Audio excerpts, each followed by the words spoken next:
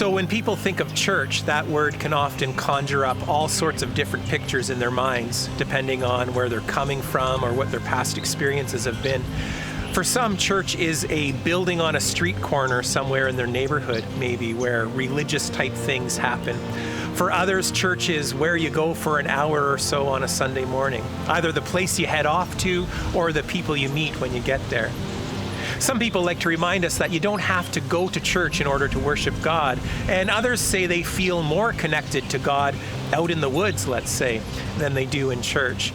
So this word church is hard to nail down, and it's harder still to define, which is why I find it so interesting that when you read about the earliest Christians in the very first days of the church, the followers of Jesus, I mean, who witnessed the resurrection, and then they were filled with his Spirit to share the good news of his love with others.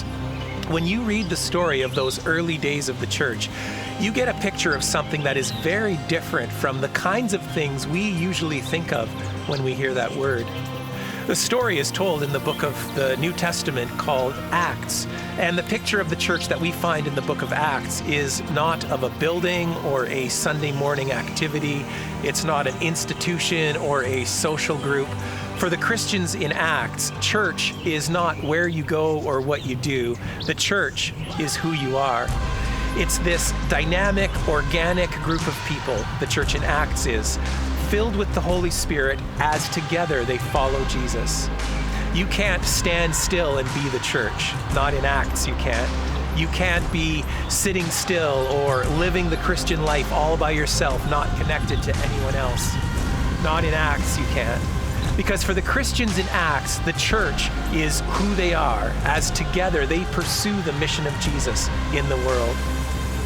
Well, if you find that picture compelling, the picture of a vibrant community of believers on the move as they follow Jesus together, then let me invite you to join us for the next few weeks at Whitby Free Methodist Church as we take some time to read the book of Acts together in a verse-by-verse study that I'm calling Church on the Go, Exploring the Book of Acts.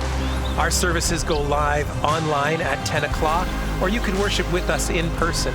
And we'd love to have you join us as together we ask,